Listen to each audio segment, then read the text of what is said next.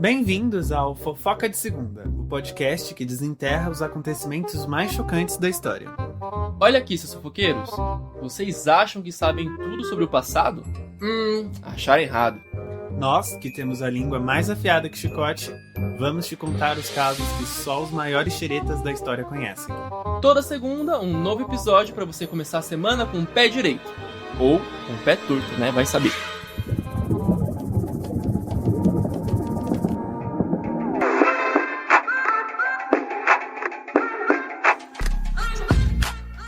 Léo, você não faz ideia do barraco que eu tenho pra te contar. Não faço, conta, nome. Cara, você sabia que durante o período colonial rolou uma revolta por causa de cachaça? Ah, era isso?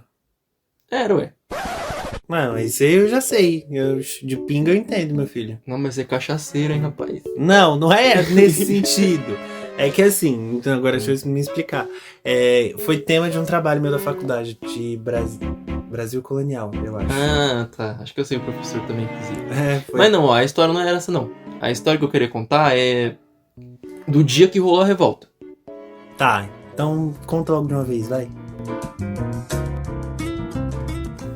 É que o Maurício, ele era um cara ali muito de boa, sabe? Aquele tipo de pessoa que é querida por todo mundo, mas também não é tão importante assim, não. Né? Ele era conhecido na vizinhança por duas qualidades dele bem úteis, assim. Ele sabia ouvir e sabia fazer uma boa cachaça. A pinga dele era daquelas bem boas mesmo, era da melhor.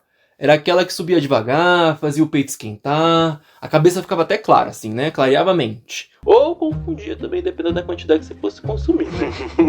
Assim que é bom. Depende. Mas aí ele destilava ali a cachaça dele no fundo do quintal, com um fogareio de barro, um alambique que herdou do pai, né? Que é herdeiro. Enfim, todo mundo ali dizia que a pinga do Maurício, ela curava doença, reatava casamento e fazia até padre esquecer o sermão. Aí, menino, quando o boato chegou, pegou geral, né? Pegou o Maurício com a mão na pinga, digo, na massa. E aí, o Palmeira, que era o vizinho ali passando com uma carroça, o vizinho do Maurício, falou assim: disseram que vão proibir a cachaça, hein? Só falta até proibirem respirar. O Maurício ficou indignado, né? Ele falou: quem foi o doido de proibir a pinguinha do povo? Aí o Palmeira ainda falou: foi ordem da coroa, você acredita? Enfim, era um decreto, né, assinado e selado, e proibia realmente a produção, o comércio, a venda e até o transporte da marvada. E aí, um outro cara foi lá e perguntou assim: vão querer que a gente beba vinho agora? Vai obrigar o vinho na gente? Vai descer a goela abaixo? Enfim, né, que estão entendendo ali que o pessoal ia querer virar rico, porque pra eles quem tomava vinho era rico, né, só podia ser. E o coitado do Maurício, ele não sabia o que doía mais, né, se era a humilhação de ter sua pinga tratado como contrabando, ou o fato de que ele tava fazendo pinga agora, né, e já rolou isso, né, bem na vez dele, tadinho. E aí ele já tava ali na ilegalidade e tal, mas assim, não era só ele também que tava nessa ilegalidade, né? Tava geral no Rio só falando disso, né? Todo mundo indignado. O povo começava a se juntar ali em grupinhos, cochichando como quem se prepara uma simpatia, só que era um outro feitiço que ia acontecer ali.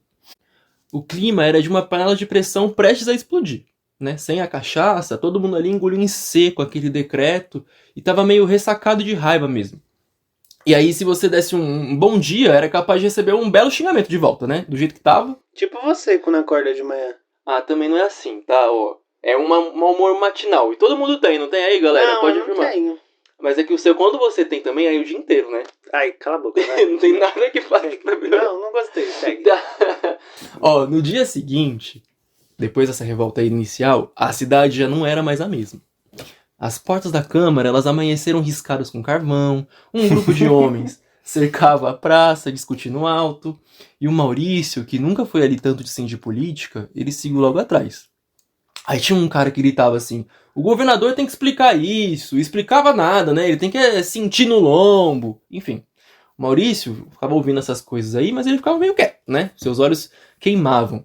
A proibição, ela não era só contra a pinga, mas era tipo uma ofensa a ele, né? Era contra ele também. Contra o seu próprio ofício, contra o jeito do povo viver. E aí veio o estouro. A multidão acabou invadindo o palácio do governo. Documentos foram rasgados, caixas de vinho foram quebradas, e em meio a essa bagunça veio uma grande notícia. Sabe qual é? Qual? Prenderam o governador. Aê! O governador, o Salvador Correia de Sá, que era o homem da coroa, o representante do rei, ele estava agora fechado num cômodo do convento de São Bento, cercado de vela, silêncio e vergonha. E aí o Maurício não podia acreditar, né, que estava acontecendo ali não. Ele olhou para cima, o céu ainda estava azul, os telhados ainda fumegavam daquele calor, mas a cidade, ela tinha virado outra coisa. Tinha virado um verdadeiro motim. E aí uma moça ali que estava na praça perguntou assim pro Maurício: pô, a pinga tá livre? Aí ele falou: não, hoje ela tá, porque hoje ela é nossa. Né? E aí com essa voz firme assim, ele tava cheio de coragem, né? Pera, mas eu fiquei na dúvida. Quando ela pergunta se a pinga tá livre, ela tá pedindo pinga na faixa? No 0800? E ele tá falando, não, hoje é por minha conta? Ou ela só tá perguntando se ela tava podendo fazer pinga? Olha, conhecendo o Maurício, eu acho que ele ia deixar na faixa. Naquele instante ele ia deixar na faixa só pra curtir o momento. Tá bom. Pra curtir o momento era na faixa. E aí foi isso, né? Teve um festival da cachaça, o povo bebeu que só, né? Bebeu assim, até não poder mais. E aí o Maurício, sentado na calçada, com aquele barrilzinho dele no colo, ele sentiu que talvez ele não fosse assim capaz de mudar aquele mundo. Mas pelo menos, por um dia, o povo tava tomando a verdadeira saideira deles. Ai, que bobeira, gente. Contada desse jeito, eu até gostei da revolta da cachaça, ficou bem melhor. Acho que vou contar assim pros meus alunos quando eu estiver dando aula. Aposto que tem um monte de pinguço ouvindo a gente aí, louco pra participar disso. Mas, agora, eu acho que a gente precisa contar a parte triste também. Ah, mas acho que pode deixar só esse gostinho. Não, eles não podem. Não, a gente não pode deixar eles iludidos, achando que foi só festival, cachaça e pinga e terminou aí. Ah, seria bom se fosse. Não, tem mais BO aí também. Então, vamos entender agora por que o povo ficou tão revoltado com essa proibição da cachaça, né? E aí, para entender isso, a gente precisa olhar para o cenário colonial do século XVII. Né? O Brasil ele ainda era uma colônia portuguesa. E Portugal fazia questão de lembrar isso todos os dias. A coroa controlava tudo. O que se plantava, o que se vendia e o que se importava. E, claro, controlava o que se bebia. A preferência oficial era pelo vinho europeu, que vinha direto de Portugal. Caro e cheio de imposto, óbvio. E será que era tão bom assim? Claro que não.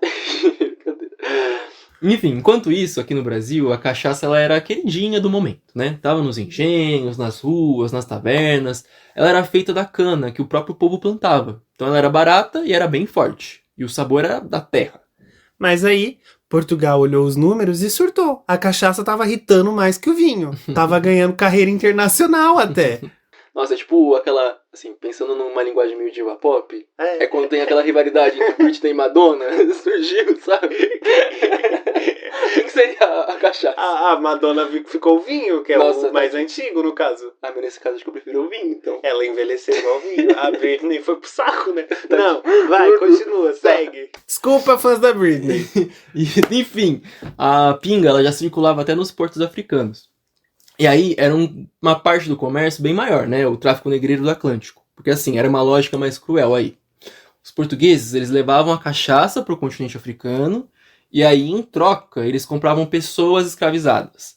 E aí essas pessoas elas eram trazidas à força para o Brasil e parte delas era enviada à região do Prata, onde elas eram trocadas por prata, que depois voltava para a galera do Rio de Janeiro, enfim. Ou seja, a cachaça estava no centro de uma rota internacional onde ela não era só símbolo popular, ela era também uma espécie de moeda. Só que isso incomodava um pouco Portugal, né? Porque a cachaça ela não gerava os mesmos lucros para os cofres da metrópole. E aí mais, né? Ela era feita também aqui, longe do controle direto deles. A gota d'água foi quando perceberam que até a elite colonial estava trocando o vinho europeu pela branquinha brasileira. E aí veio o decreto, né?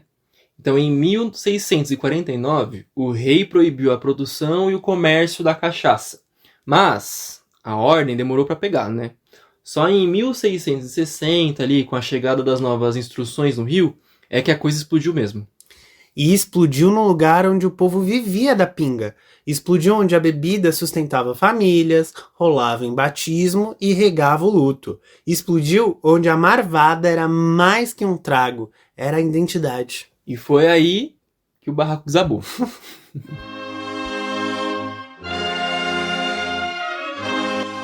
Depois da revolta, o convento de São Bento seguia vigiado por um povo que sabia muito bem o gosto da injustiça.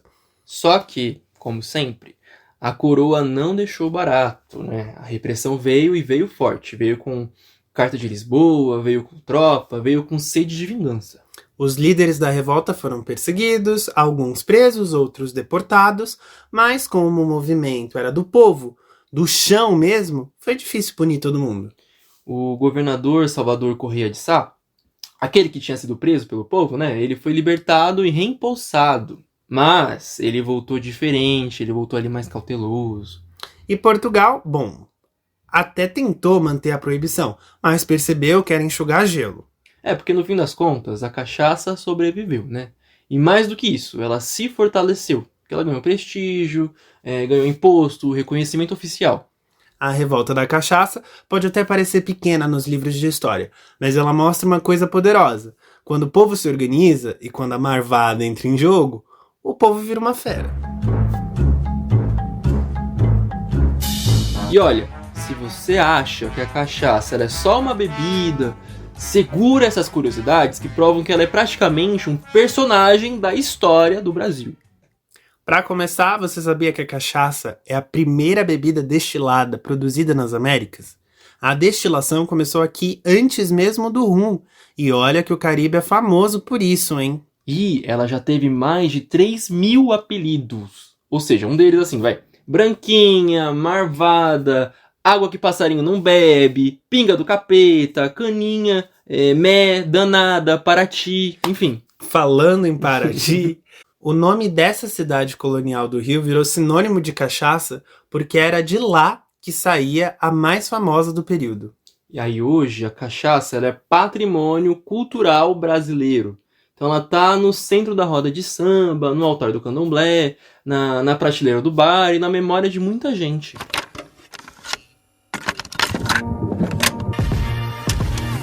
Agora que a gente tá se encaminhando pro fim, de novo, gente, momento do recadinho. Por favor, sigam a gente aqui em todas as redes sociais que a gente tem. A gente tá em todas as plataformas digitais também. Então, assim, se possível, avaliem também esse podcast. Se você estiver gostando bastante, avaliem com 5 estrelas. Se estiver gostando mais ou menos, aí não precisa avaliar. Avaliem com 5 estrelas. A gente vai entender que você gostou menos. Gostou menos, a gente entende. O que eu esqueci de falar é que esse episódio é especial pra Silvana e pra ela mostrar pro amigo dela, o Juarez. Porque ele é um amigo que gosta muito da marvada. Então ela pode contar pra ele isso, que ele vai amar a história, entendeu? Entendi. É isso aí, Juarez. Se você gosta muito da marvada, saiba que você não é o único. Teve gente que lutou e morreu por isso. Lutou pela permanência dela, né? Pra voltar, porque tava querendo ser proibida. É isso aí. Então... Enfim, no próximo episódio, a gente vai falar de uma epidemia. Mas ela não tem nada a ver com uma doença, né? Pelo menos assim, eu acho. Também acho que não. Mas que é esquisito né? Será que foi histeria ou possessão? A gente vai debater isso só na semana que vem, né? Por hora, a dica que eu posso dar pros ouvintes é...